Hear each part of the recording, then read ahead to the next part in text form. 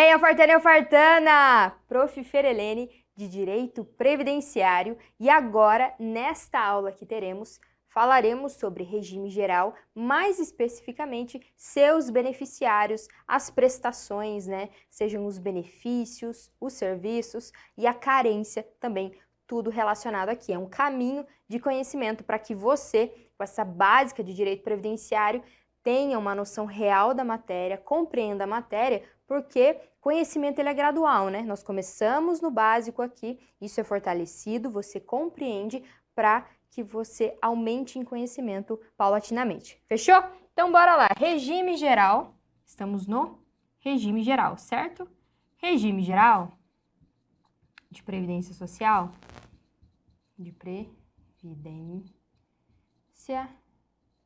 social, também chamado de regime geral apenas ou RGPS, que basicamente o regime de previdência social vinculado aos trabalhadores da iniciativa privada, que via de regra, porque nós entraremos nos detalhes dele. Regime geral de previdência social, aquele rolê do artigo 201 da Constituição Federal que fala que ele tem caráter contributivo, filiação obrigatória, que tem que preservar o equilíbrio financeiro e atuarial. Topíssimo! Então, regime geral de previdência social devidamente localizado.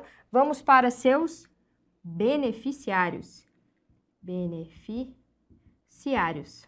E o que seriam esses beneficiários? Bom, são aqueles que receberão, ou seja, receberão prestações, né, e acessarão serviços dentro da Previdência Social. Dentro de beneficiários, nós temos dois beneficiários. Quais são eles? São os segurados e também os dependentes. E já fazendo o seguinte destaque, segurados são aqueles que têm relação direta com o regime geral, e os dependentes têm a relação indireta. Tá bom, Fer? Como é que eu compreendo por que essa relação, uma é direta e a outra é indireta? Bem simples, por quê? O segurado ele tem a relação direta com a Previdência Social porque é ele que contribui para a Previdência Social.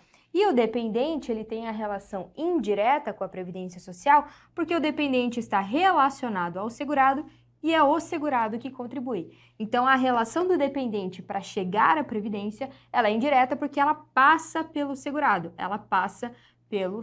Por isso, ela é chamada de indireta. Outro termo técnico utilizado é via oblíqua. Vamos colocar aqui, via oblíqua. Fechou? Via oblíqua ou relação indireta aqui, relacionado aos dependentes. Tranquilo? Feito isso, sintonizados os beneficiários dentro do regime geral, vou citar para ti quem são, né? Onde vivem esses segurados do regime geral de previdência social. Eu gosto de utilizar o seguinte mnemônico para facilitar que você recorde quem são esses segurados. Então, vamos começar com segurados, depois exploramos dependentes. Então, sobre segurados, eu gosto do seguinte mnemônico. É o facilita 3E. Facilita 3E. O que significa isso? Facultativo, contribuinte individual. O li aqui é só para dar um gás no mnemônico. O TA é trabalhador avulso e 3Es são três que se iniciam com a letra E.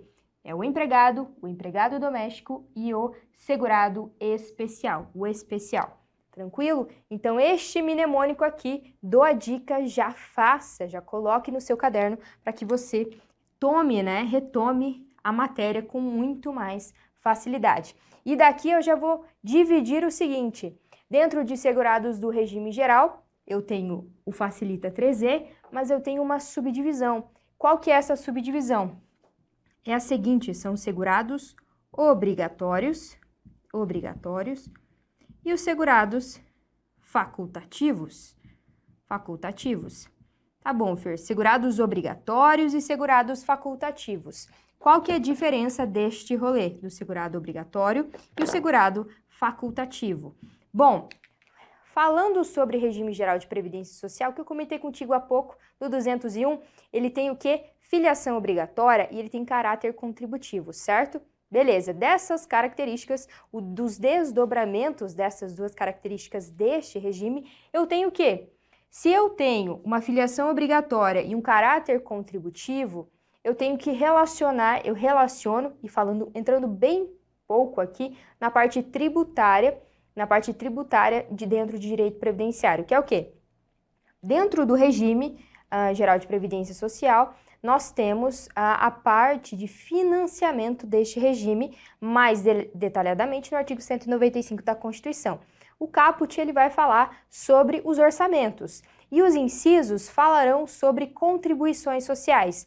E qual que é o rolê aqui? Beleza, Fer, você falou, mas ainda não chegou no assunto específico. Quando eu falo de contribuições sociais, do inciso 2, e eu falo dos trabalhadores e demais segurados, eu vinculo essa contribuição social e entrando, como eu falei, em tributário, eu entro em fato gerador. Fato gerador.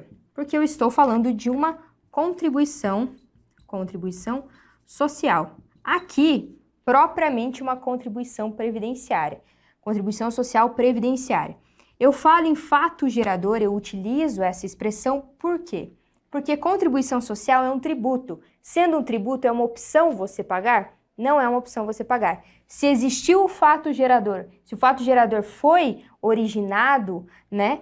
Significa o quê? Que torna-se obrigatório o pagamento dessa contribuição social. E qual que é o fato gerador dessa contribuição social previdenciária? É ao exercício de atividade remunerada. Exercício de atividade remunerada.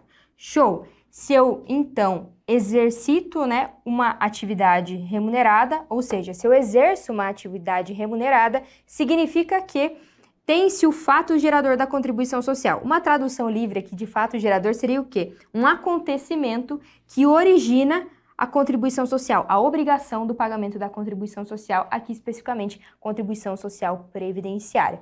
Quando eu falo disso, então quando eu tenho o exercício de atividade remunerada, esse é o fato gerador para o pagamento dessa contribuição social previdenciária. Logo, sendo um tributo, é uma possibilidade, ou seja, é uma opção eu pagar ou não? Não, é uma obrigação. É uma obrigação. Então, desta obrigação, eu tenho segurados obrigatórios do regime, porque são esses segurados daqui para frente, porque eles exercem atividade econômica que os caracterizam como segurados obrigatórios.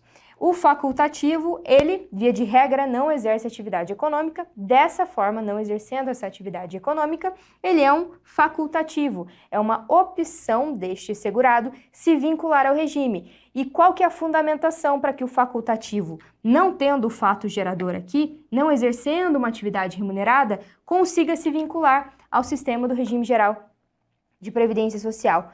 A justificativa é o artigo 194, parágrafo único, inciso 1, que fala sobre o princípio, dentro de Seguridade Social, da universalidade da cobertura e do atendimento. Mais especificamente aqui, universalidade do atendimento, porque do atendimento aqui tem esse caráter subjetivo, é o caráter, entre aspas, da clientela. Então, este artigo, este princípio, justifica que o facultativo possa, contribuindo para o sistema, porque eu estou falando de um sistema contributivo, de caráter contributivo. Logo, se ele contribui para o sistema, que a relação dele é contributiva, se ele contribui, logo, ele pode ser um segurado.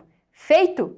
Topíssimo aqui, então, os segurados, temos o Facilita 3E, obrigatórios e facultativos. Então, daqui para frente, são todos obrigatórios. Só que facultativo, literalmente sendo facultativo. Tranquilo? Seguimos então. Nessa linha, eu vou colocar tópicos rápidos sobre cada um desses aqui. Rapidamente mesmo, até porque a nossa aula tem uma limitação temporal que não dá para explorar. Cada um desses aqui poderia ser, inclusive, uma aula de meia hora, 1 hora, cada um desses. Então, vamos com calma ali. Falando sobre o contribuinte individual, basicamente, que eu quero destacar para você é que ele também é conhecido como trabalhador autônomo. Tecnicamente falando, você falar trabalhador autônomo hoje está correto? Não está correto, porque desde 1999 tem-se a expressão contribuinte individual. Não tem-se mais ali, e no rol do decreto ele inclusive está riscado como revogado desde 1999, o empresário e o trabalhador autônomo, e eu deixei isso no seu material. Então, o contribuinte individual e também, na verdade, o trabalhador autônomo e o empresário não estão mais expressamente, né? Esse não é mais o nome deles. Significa que não tem mais o contribuinte individual, que é aquele que trabalha por conta própria? Existe, só que essa vai ser a descrição dele, aquele que trabalha por conta própria e também os empresários, né? As definições listadas dentro do decreto e dentro também da Lei 8.213. Beleza? Contribuinte individual, feito aqui rapidamente. É aquele, obviamente, que exerce uma atividade econômica. Passamos então para o trabalhador avulso. Dentro do trabalhador avulso, o destaque que eu dou para ele é o seguinte: ele é sem vínculo empregatício, assim como, por exemplo, o contribuinte individual que trabalha por conta própria, ele não tem vínculo empregatício, mas ele pode, colocando aqui um rápido parênteses, ele pode prestar serviços para uma pessoa jurídica, ele pode fazer isso. E o trabalhador avulso, ele sem vínculos empregatícios, e qual é a forma de você diferenciar? Quando eu estou falando de trabalhador avulso, a seguinte expressão sempre estará. Ele vai falar o seguinte, ele vai ter com intermediação obrigatória. Significa dizer que sempre, quando eu falo de trabalhador avulso, tem-se uma intermediação obrigatória. E quem fará essa intermediação? Será ou o órgão gestor de mão de obra, ou o sindicato da categoria. Depende aí se eu estou falando de um trabalhador avulso portuário ou não portuário. Lembrando aqui que o fato de ter a intermediação obrigatória nos casos do sindicato ou mesmo do OGO, não significa que ele precisa ser necessariamente sindicalizado. Tanto é que o artigo, quando fala dele, detalha o trabalhador avulso, ele fala sindicalizado ou não. Então, isso já é pegadinha de prova e você já mata aqui. Tranquilo? Seguimos então. Trabalhador avulso, passamos para o empregado. Clássico empregado aqui, e também com todas as definições, com todas aquelas listagens, né, do empregado que temos no rol, tanto do decreto quanto da Lei 8.213. Vou passar pro empregado doméstico. A sacada aqui do empregado doméstico para diferenciação é o seguinte: a relação dele sem fins lucrativos, mas ele recebe remuneração, né? Mas a relação dele com o empregador sem fins lucrativos, e o ponto aqui é que o trabalho, ele é mais de 2 dias por semana. Mais de 2 dias por semana para a configuração deste trabalhador avulso. Coloquei também para você no material.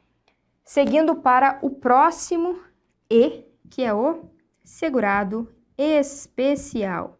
Dentro do segurado especial chove em prova, tá? Vou repetir, segurado especial chove em prova. Por quê? Porque ele tem muitos detalhes. A riqueza de detalhes para caracterização e descaracterização do empregado do segurado especial, ela é muito grande. A primeira coisa que eu quero que você não confunda: segurado especial é diferente e não tem nada a ver necessariamente com atividade especial. Atividade especial é aquela atividade exposta a agentes nocivos, químicos, físicos, biológicos ou associação desses agentes que concedem uma diferenciação nos requisitos de uma aposentadoria, liberada constitucionalmente. Porque a Constituição fala, não vai ter diferenciação para aposentadoria não, mas ela libera duas expressamente. Ela fala para PCD, pessoa com deficiência, e também para atividade especial, aposentadoria especial. Feito? Fechado esse parênteses aqui, temos o segurado especial. O segurado especial é aquele produtor, né? Nós temos o produtor rural, falando num vínculo, né, de agropecuária, e a sacada aqui, que faz confusão com o contribuinte individual, porque tem vários contribuintes individuais, várias hipóteses de contribuinte individual. O clássico, que as pessoas normalmente lembram, é o que eu falei aqui em 1999, é o empresário e aquele que trabalha por conta própria, mas tem outros que você tem que se atentar para todo o rol. Eu não coloquei no seu material todo o rol, mas você precisa estudar todo o rol, porque ele também despenca em prova. E a primeira incidência que fala e que confunde com o produtor rural do trabalhador especial é o seguinte: ele fala de agropecuária aqui, mas ele dá um tamanho desta terra. E qual que é o tamanho dessa terra? É até 4 módulos fiscais. Fer, o que são módulos fiscais? Módulos fiscais são uma forma de medição, né, da terra.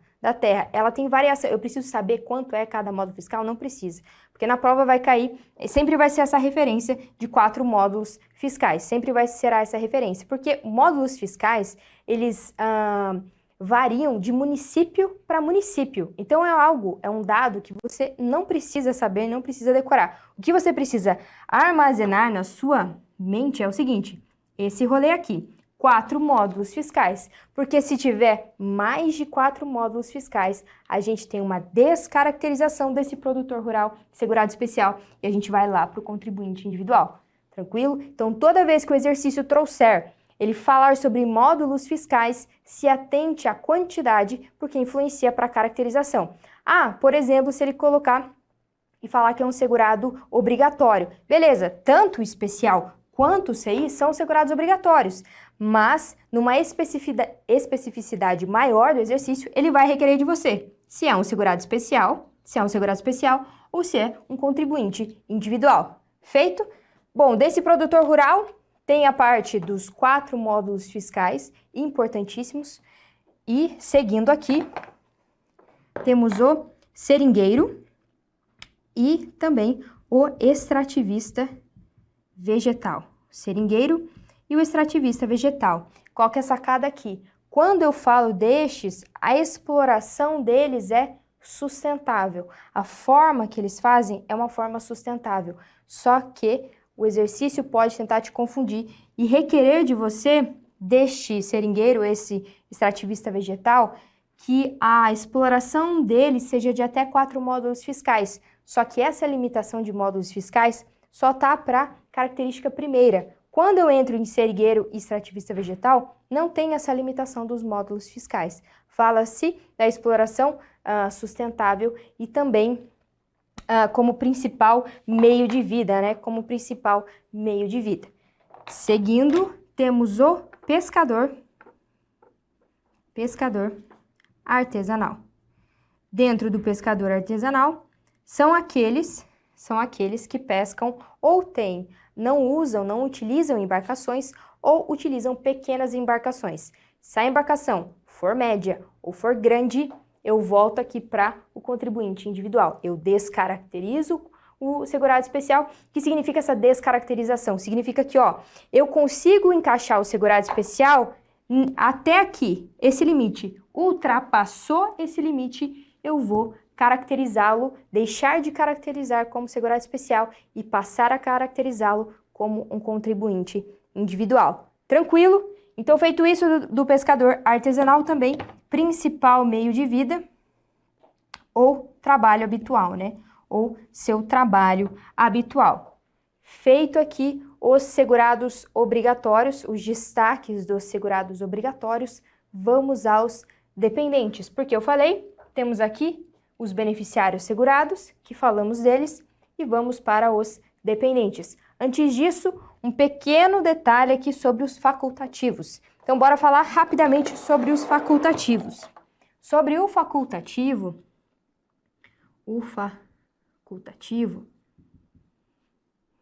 eu quero destacar contigo o seguinte. Do facultativo, no decreto fala que é a partir dos 16 anos e na lei fala a partir dos 14. Aí você pode me perguntar, prof, qual que é o que está certo? Olha, constitucionalmente falando, pós-emenda constitucional 20 de 98, houve uma alteração no artigo 7º da Constituição e tem-se, então, a partir dos 16 anos. Só que a lei não foi alterada, o decreto foi.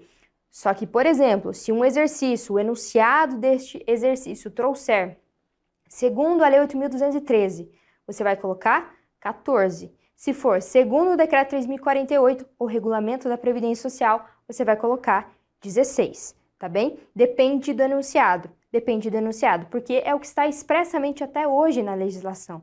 Então, no exercício não há o que brigar, porque o enunciado, ele sempre vai te localizar o que ele vai pedir. Então, no enunciado não tem pegadinha. O enunciado está te explicando, olha, a partir de agora eu vou te cobrar esse assunto nesse dispositivo constitucional, legal ou infralegal. Tranquilo?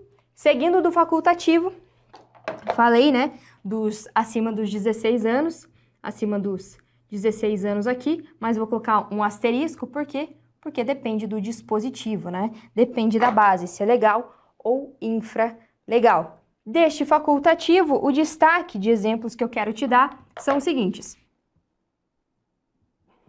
Dona de casa,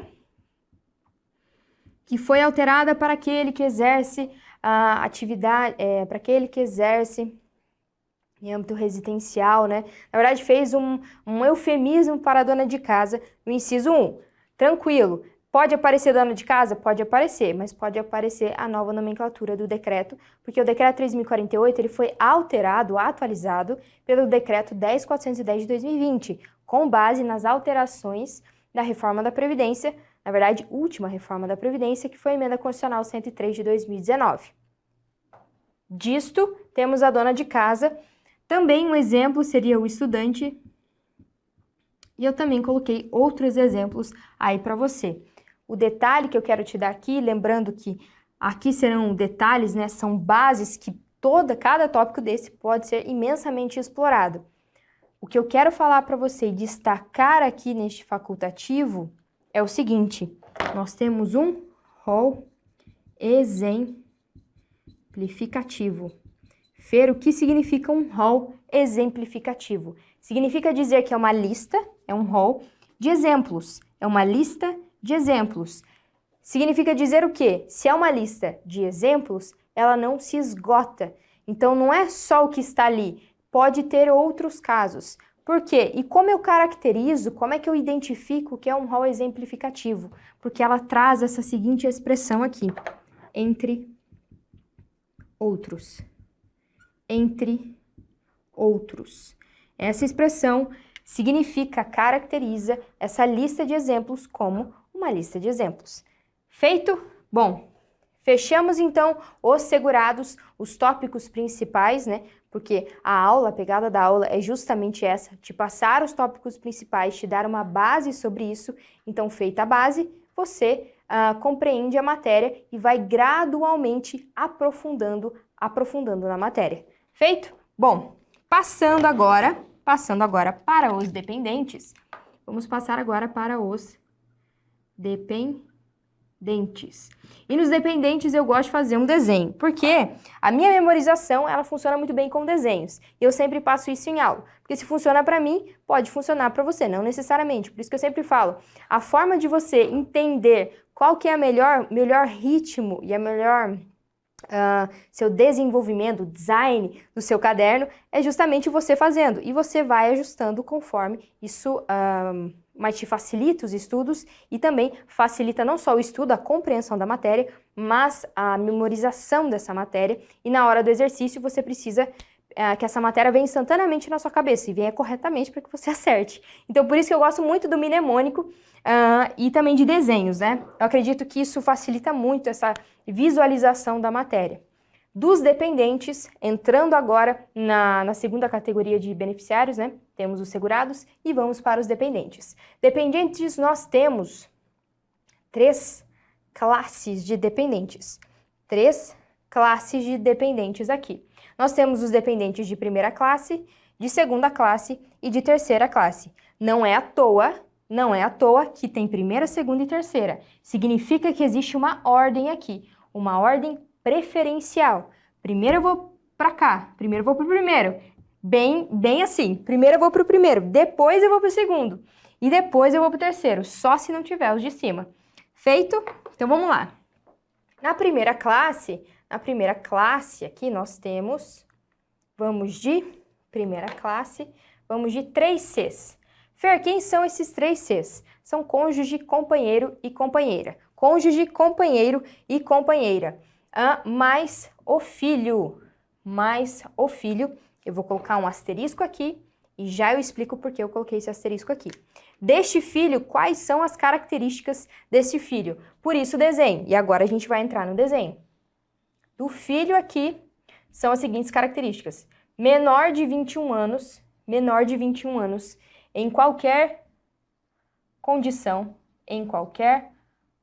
menor de 21 anos, em qualquer condição.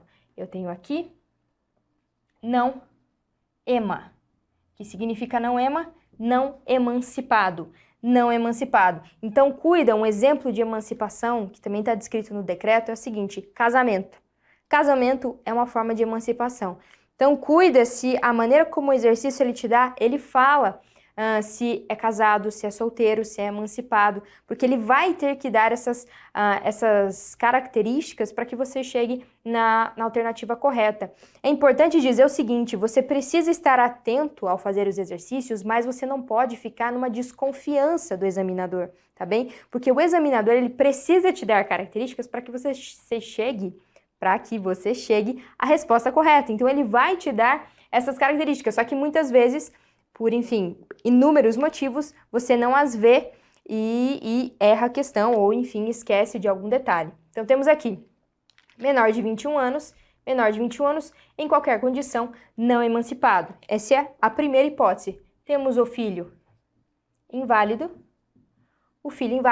e o filho deficiente intelectual, mental ou grave. Eu coloco aqui o DING, intelectual, mental ou grave. Então, eu faço o desenho, menor de 21 anos, qualquer condição, não emancipado. Uma hipótese. A outra hipótese, filho inválido, então não tem vinculação com idade aqui. E também o deficiente intelectual, mental ou grave, que também não coloca a limitação aqui para menor de 21 anos. Feito aqui, tá, Fer, agora explica esse asterisco que você colocou aqui. Já chego nele. Vamos para a segunda classe. A segunda classe, quem faz parte dessa segunda classe? São os pais. Os pais fazem parte dessa segunda classe. E da terceira classe, Fê? São os irmãos.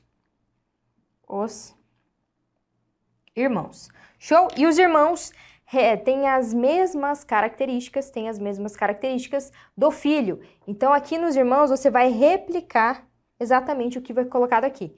Então, menor de 21 anos, em qualquer condição, não ema. Inválido ou deficiente, intelectual, mental ou grave. Então, são as mesmas características exigidas aqui do irmão, são as mesmas características exigidas do filho. Agora, nós vamos entrar no seguinte, e daí a gente passa para o asterisco. Eu falei para você que existe uma ordem preferencial aqui. Significa dizer o seguinte, olha, na hora do recebimento dos benefícios, quando os dependentes recebem benefícios previdenciários, eu vou primeiro na primeira classe. Quem está na primeira classe rateia entre si, que significa dizer, traduzindo, significa que se tem mais de um dependente da primeira classe, eles vão ter o quê? Que dividir o valor deste benefício. Se eu tenho primeira e segunda classe, eu nem chego na segunda classe, porque eu tenho da primeira. A primeira tem preferência. Então, só vai receber quem está na primeira. Se tem mais de um, mais de dois ou três, enfim, vão ratear, vão dividir. Não tenho ninguém da primeira classe, aí eu vou para a segunda. Aí eu vou para a segunda classe. Beleza, e tem o pai, tem a mãe, por exemplo. Ou não tem pai, não tem mãe. Não tem nem primeira classe, nem segunda classe. Não tem esses dois. Aí eu vou para a terceira. Aqui, por exemplo, se tem pai e mãe, aí eles rateiam? Aí eles rateiam, porque eles estão na mesma classe. Quem é da mesma classe consegue ratear. Feito, mas só consegue ratear se não tem da primeira, se não tem da antecedente. E quando eu chego na terceira classe, quando eu não tenho ninguém da primeira, ninguém da segunda, aí eu chego na terceira classe. Mas daí eu tenho que fazer o quê? Verificar todas essas características. Eu falei e reforço, existe uma preferência aqui. Para além disso, para além de preferência, eu tenho uma coisa chamada presunção. Na primeira classe, eu presumo dependência econômica. Então, existe uma presunção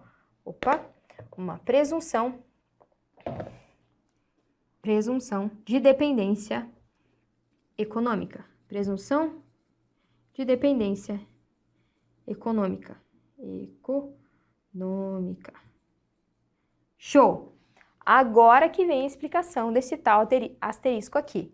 Eu falei que o filho, nessas características, estão na primeira classe. Ok, da onde vem essa exceção? A exceção vem do seguinte, explicando esse asterisco aqui. Quando eu falo de filho, eu tenho as possíveis equiparações aos filhos. Quais são elas? Eu tenho o menor tutelado e o enteado. Estes dois aqui, o que eles são? Equiparados a filho. Então, eles são dependentes de primeira classe. Chauffeur, dependentes de primeira classe. Mas por que eles não estão na lista direto, ao invés de estarem só em um asterisco que você colocou no desenho? Por quê? Porque eles, apesar de serem de primeira classe, equiparados a filho, ou seja, existindo menor tutelado ou enteado, ele vai ratear, por exemplo, com um cônjuge aqui, ele rateia porque ele está na mesma classe, ele não tem presunção de dependência econômica. Ele não tem. Ele vai ter que comprovar. A dependência econômica. Ele vai ter que comprovar a dependência econômica, assim como segunda e terceira classe. Segunda e terceira classe devem comprovar dependência econômica. Logo, não é presumida, né? Da segunda e da terceira classe não são presumidos. Pode acontecer, por exemplo, um exercício falar, bom, menor tutelado e enteado, como são equiparados a dependentes de primeira classe, não precisam comprovar dependência econômica. Tá errado, porque apesar da equiparação ser uma afirmação correta, ela se limita a ser uma equiparação de primeira classe. Ela não se equipara com relação à presunção de dependência econômica. Então, no caso do menor tutelado e o enteado, eles precisam comprovar a dependência econômica deles. Fechou? Bom, feito isso, temos um panorama agora, essa base. E Fer, por que é tão importante? Porque é tão importante ter esse panorama da base do regime geral? É importantíssimo porque se você não compreende a relação de segurados e dependentes e quem são esses segurados e esses dependentes, na hora que chegar nos benefícios, das prestações, as coisas vão ficar mais complicadas porque elas não vão fazer muito sentido se a base não está consolidada. Então, feito dos beneficiários aqui, nós vamos passar agora para as prestações do regime geral. Porque assim como temos beneficiários e dois tipos, as prestações também têm dois tipos, né? São prestações de benefícios e são prestações de serviços. Então, no regime geral, nós temos beneficiários e nós temos também o quê? Prestações. Destas prestações, eu tenho duas. Aqui. Eu tenho benefícios, mais conhecidos, né? Benefícios, e eu tenho serviços. O destaque dos serviços aqui é a reabilitação profissional. É a reabilitação profissional. Fer, mas por que tem essa preocupação com a reabilitação profissional? Lembre-se que o artigo 194 da Seguridade Social, ele está dentro da ordem social. E quando eu falo da ordem social, no artigo 193, no caput, eu falo sobre primado do trabalho, justiça social, bem-estar social. E quando eu falo isso, dou essa relevância para o trabalho, eu preciso que, na prática, isso seja executado. Então, quando eu tenho reabilitação profissional como um serviço, seja para segurados, seja para dependentes, eu tenho essa possibilidade, significa o quê? Olha, beleza, a relação é contributiva, mas eu estou falando aqui de primado do trabalho. Eu quero que vocês, beneficiários, né, recebam, sejam reinseridos no mercado de trabalho e que tenham aí diretamente a sua remuneração e que, enfim, por exemplo, com risco social diferenciado, como a idade avançada, por exemplo, aí sim gozem de benefícios previdenciários, como a aposentadoria. Então, a reabilitação profissional, ela entra nessa pegada, com essa ideia. Então, sempre, qual que é a importância de falar do histórico, Constituição, e depois eu chegar nessa parte de aprofundar, começar o aprofundamento em si no regime geral, na estrutura interna dele. Por quê? Se eu não tenho a base anterior, se eu não entendo esse histórico e as disposições constitucionais, quando eu chego aqui, não faz muito sentido, as coisas ficam meio perdidas. E a ideia aqui, como facilitador, o chefe fala sempre, nós professores somos facilitadores da matéria. Sendo assim, nós estamos aqui para alumiar, né, na verdade, o porquê da matéria. Quando isso faz sentido, na sua memorização é muito mais rápido e mais consolidado. Porque se a informação faz sentido, o seu cérebro verifica que aquilo faz sentido que seja guardado. Agora, se nem faz sentido, para que seu cérebro vai querer memorizar uma determinada informação? Então, benefícios e serviços. Vamos entrar, então, em benefícios propriamente aqui. Benefícios propriamente. Como eu já te dei a base, existem segurados e dependentes, correto? Certo. Se eu tenho segurados e dependentes, significa dizer, sendo eles beneficiários, ambos beneficiários, significa dizer que os dois vão acessar benefícios, né? Vão acessar benefícios. E quais benefícios acessam dependentes e acessam os segurados? Bom, vamos colocar primeiro os dependentes. Os dependentes, porque são menos benefícios que eles acessam. Os dependentes, eles acessam dois benefícios. Quais são? O auxílio reclusão. E também o auxílio reclusão e a pensão por morte. Porque é bem direto o pensamento aqui, bem óbvio com relação a por que são os dependentes que recebem e não o segurado. Aqui, quando eu falo de auxílio reclusão, eu não estou falando de auxílio bandido. Quem recebe não é o segurado preso, recluso em regime fechado. Não é ele que recebe. Quem recebe são seus dependentes.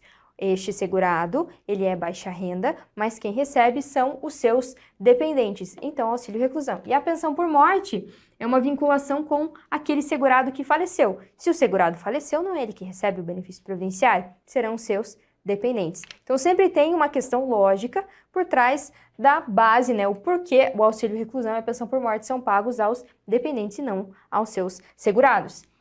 Tranquilo essa parte, seguimos para os segurados. Dentro de segurados, nós temos, obviamente, as aposentadorias, né? As aposentadorias, os auxílios, auxílio. Temos dois aqui. Temos o auxílio por incapacidade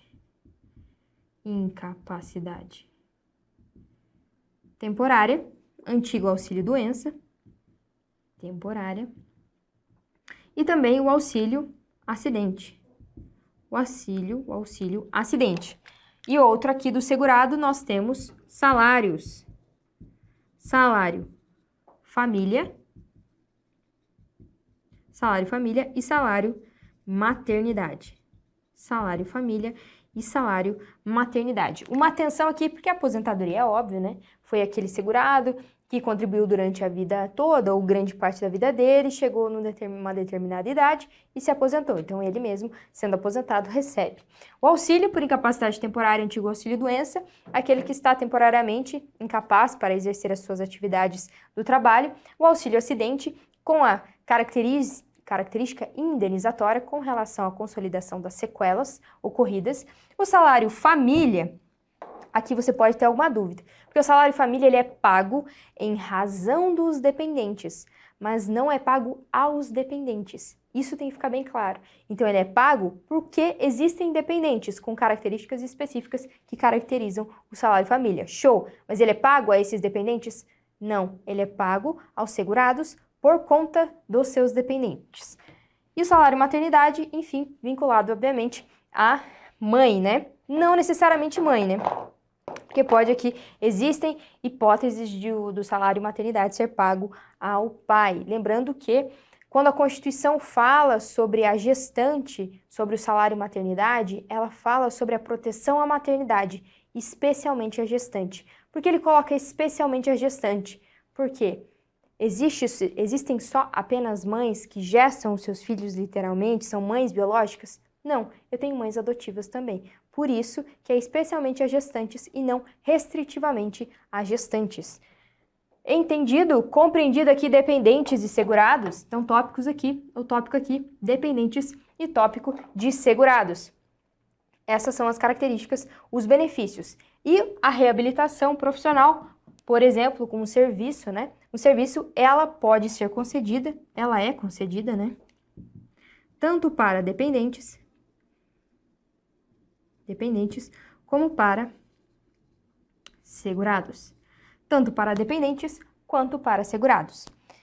Seguindo a ideia, né, de uma crescente na matéria, eu vou entrar em requisitos para o recebimento. Basta ser um segurado, né? Basta ser um dependente para acessar este benefício? Não é tão simples assim, porque lembra, o sistema ele é contributivo. Logo, ele precisa ter regras mínimas para acesso a benefícios previdenciários. Lembra sempre a diferenciação entre benefício assistencial e benefício previdenciário. Benefício assistencial, ele independe de contribuição lá do artigo 203 da Constituição Federal, só que ele só é pago a quem dela necessitar. Existe essa necessidade, não é universal como a saúde. A saúde, sendo universal, ela independe de contribuição, mas ela é a todos. Saúde, dever de todos, direito de todos e dever do Estado. Lembre-se sempre, não confunda com assistência, porque ela independe de contribuição, mas ela só abraça, dentro da universalidade dela, só abraça quem dela necessita. Feito! Então, bora agora para carência, porque eu falei de requisitos, né?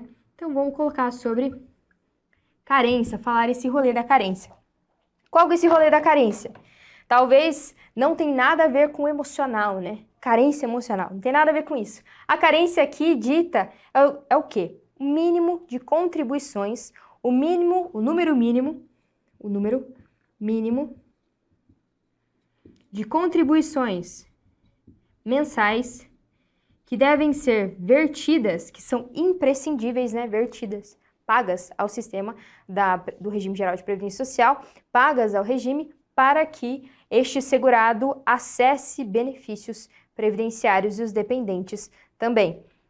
Então, número mínimo de contribuições mensais. Eu vou colocar a regra aqui, as regras aqui, e nós entramos depois nas exceções. Então, bora para as regras. As regras, essa dependência de carência, para além dos benefícios que requerem também tempo de contribuição, porque são institutos diferentes aqui, carência é o tempo mínimo, ou seja, você entrou para o regime, né? Se filiou ao regime, tem a vinculação jurídica.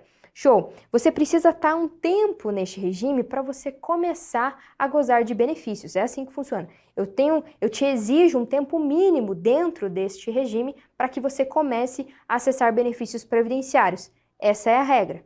Essa é a regra. Então, feito isso, o número mínimo de contribuições mensais indispensáveis, importantíssimo essa expressão, que ela vai estar, que elas são indispensáveis. Bem, quais são elas? 12 contribuições mensais aqui.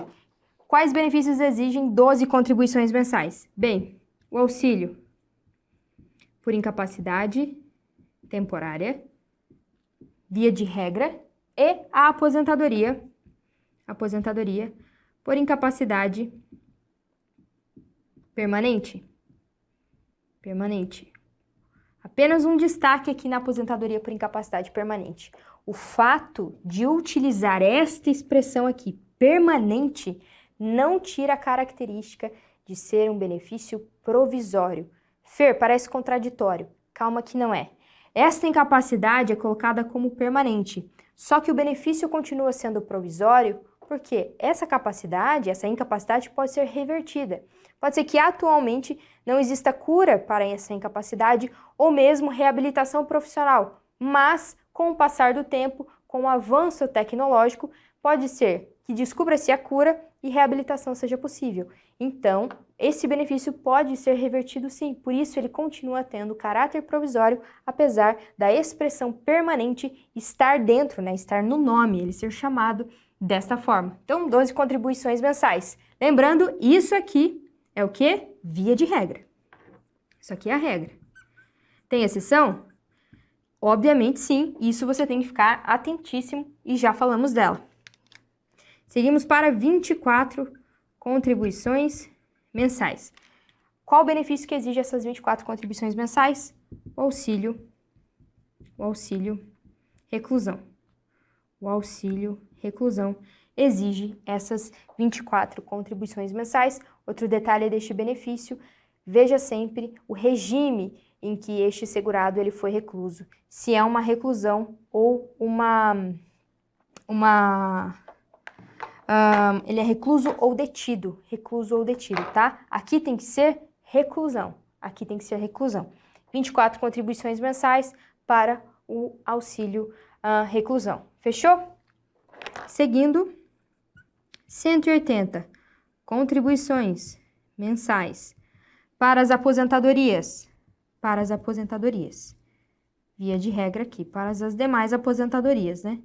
Tirando a aposentadoria por incapacidade permanente, as demais aposentadorias entram aqui nas 180 contribuições mensais. E o outro benefício que também exige carência é o salário maternidade. Mas o salário maternidade exige carência em todas as suas hipóteses? Não exige carência. Ele vai exigir, o salário maternidade vai exigir essas 10 contribuições mensais para as seguintes seguradas. Vai ser exigida da segurada contribuinte individual, da facultativa e também da segurada especial. Significa dizer que as seguradas obrigatórias, as demais seguradas obrigatórias, como a empregada doméstica e a trabalhadora avulsa, lembrando que empregada doméstica tem uma data ali que tem uma diferenciação por conta da estrutura de pagamentos, de obrigatoriedade de recolhimento das contribuições sociais, porém, vai estar aqui no seu material. Contribuinte individual segurado, contribuinte individual facultativo especial, vai ter que pagar essas 10 contribuições mensais. Existe exceção dentro desta regra aqui? Ou seja, pode acontecer de uma segurada contribuinte individual pagar menos de 10 contribuições mensais e mesmo assim acessar um salário maternidade? Pode. Qual que é essa hipótese? É a hipótese em que eu tenho o parto antecipado. Significa dizer que, se eu antecipei um mês desse parto, se eu tive uma antecipação de um mês desse parto, o que eu vou fazer com a cobrança dessas contribuições mensais? Eu vou diminuir uma contribuição mensal. Significa dizer que, se eu tenho uma antecipação de parto em um mês, quantas contribuições mensais serão cobradas? 9 contribuições, porque eu tiro uma contribuição mensal, porque equivale a um mês que foi antecipado esse parto.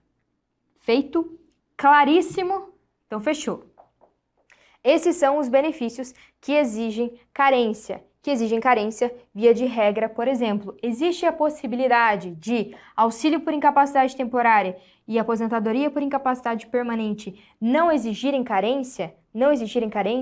Existe. Então, bora lá para eles. Aqueles que independem de carência,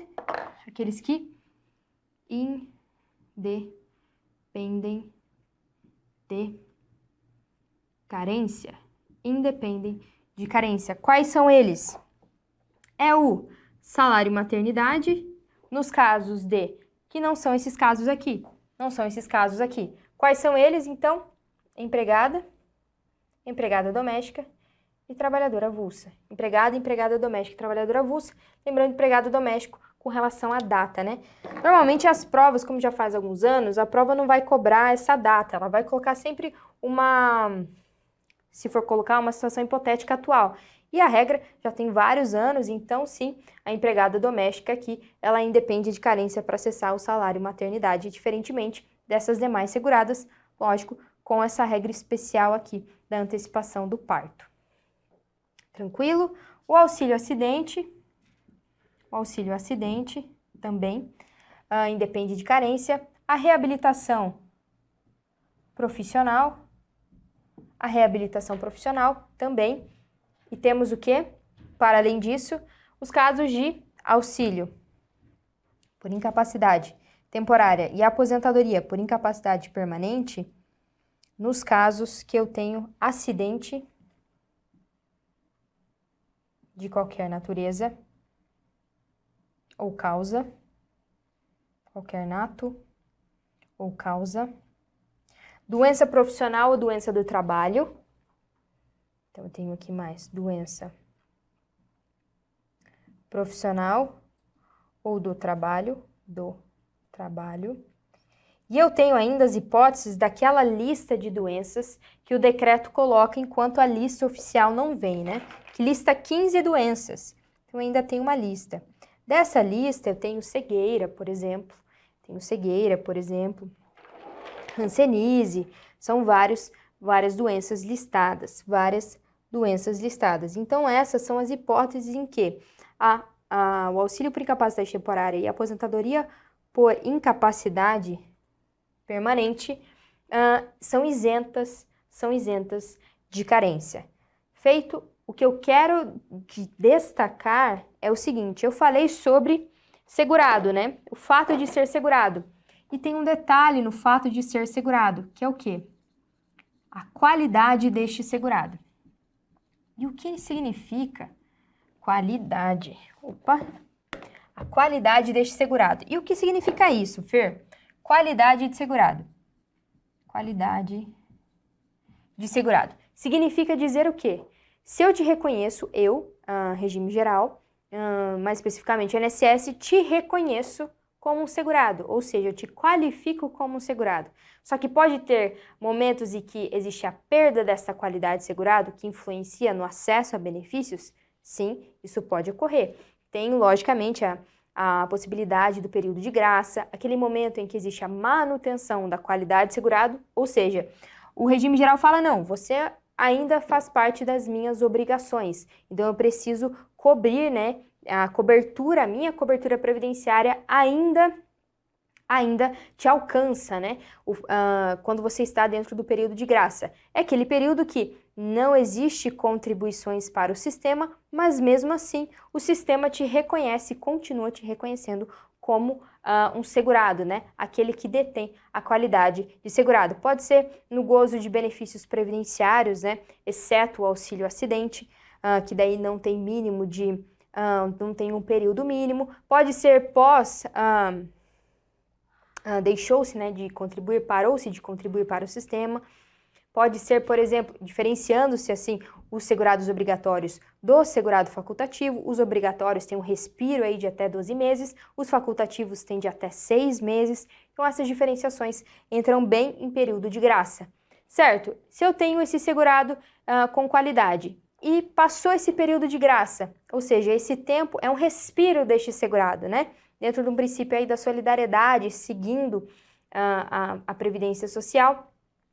Então, a Previdência dá esse respiro. Uma coisa que, dando um pequeno parênteses aqui, para além do princípio da solidariedade, é importante lembrar que a Previdência, apesar de ter o caráter contributivo, ela continua sendo social. O nome social ainda está lá. Ela é uma previdência social. Então, esse caráter social continua sendo dela. Por isso, uma das justificativas é que existe esse período de graça, esses respiros em que o segurado não contribui, mas continua sendo visto, né? Continua sendo acobertado pelo sistema previdenciário em caso, né, de algum risco social aconteça, alguma contingência aconteça, certo? Segurado em sua qualidade, mas pode acontecer que passou esse período de graça. Passou o período de graça e teve o quê? a perda da qualidade. A perda da qualidade. E daí, o que acontece? Se eu perdi a qualidade, Fer, como é que eu vou acessar esses benefícios? Como é que eu vou acessar esses benefícios? Como é que vai ser computada a minha carência? A carência vai ser computada da seguinte forma. Em casos de perda da qualidade de segurado, quando esse segurado ele retorna ao sistema, o que o sistema vai falar para ele? O que o sistema vai cobrar dele para ele acessar benefícios de novo? Ele vai cobrar metade da carência. Metade da carência exigida. Significa dizer o quê? Metade da carência exigida se ele vai acessar um auxílio reclusão, por exemplo. Para além do histórico de contribuições dele, ele vai ser exigido, né, no momento ali da prisão, pelo menos 12 contribuições vertidas ao sistema. Por quê? Vai exigir metade da carência, porque ele já tinha um histórico contributivo anterior, teve esse rompimento de vínculo, né? Perdeu-se a qualidade de segurado, retomou-se a qualidade de segurado. O que eu quero que você mais se atente, e isso cai em prova, é com relação a benefícios por incapacidade. Benefícios por incapacidade. Porque o examinador ele vai te falar o seguinte, olha, segurado, passou tanto tempo, às vezes ele nem vai falar que perdeu a qualidade de segurado.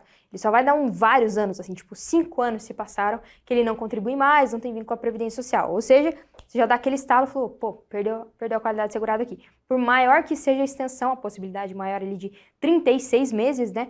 36 meses de extensão, ultrapassou, né? Tem 5 anos já que ele não contribui, não tem mais o vínculo como segurado da Previdência Social. Neste caso, e ele ficou incapaz. No 4º ano ali, já tinha perdido a qualidade de segurado, ficou incapaz para o trabalho. Aí ele voltou a contribuir. E daí, ele voltou a contribuir, Fer. E sabe o que ele fez? Ele pagou 6 contribuições. Ou seja, ele pagou metade da carência. Só que ele voltou a contribuir, ou seja, ele tinha metade, né, aqui, contribuiu, e ele fez o requerimento de um benefício por incapacidade. Só que a perícia vai pegar o quê? A data do início da incapacidade, a DI, que a gente chama. E na DI, o perito vai constatar o seguinte, olha, a incapacidade dele é anterior à volta dele para o sistema. Logo, quando ele retornou com a contribuição, ele já estava incapaz. Logo, não existe possibilidade de pagamento de benefício previdenciário. Diferentemente, se acontecer o seguinte, olha, 4º ano lá, já tinha perdido a qualidade de segurado, só que ele conseguiu voltar a pagar as contribuições. Voltou, pagou as contribuições, pagou lá mais de 6 contribuições para o sistema. Pagou essas contribuições.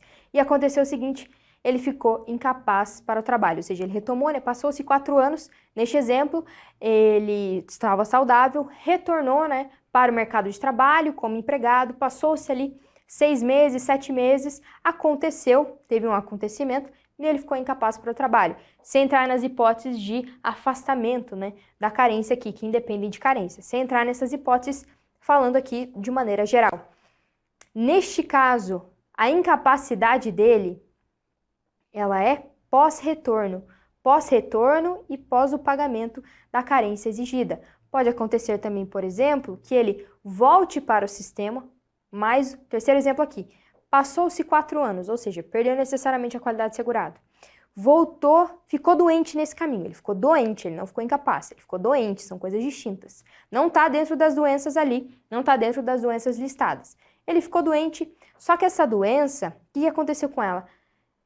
Iniciou a doença, ele continuou trabalhando, voltou a trabalhar, estava contribuindo, ou também como contribuinte individual, por exemplo, estava contribuindo regularmente, pagou 6 contribuições e até mais. Só que a doença progrediu nesse meio tempo. Quando a doença progrediu, a incapacidade foi posterior à volta dele para o sistema, e ela foi posterior ao pagamento da carência exigida. Logo, quando ele for fazer o pedido do benefício por incapacidade, o perito vai analisar novamente a DI, a data do início da incapacidade, mas ele vai constatar que foi pós a vinculação, pós o pagamento aqui.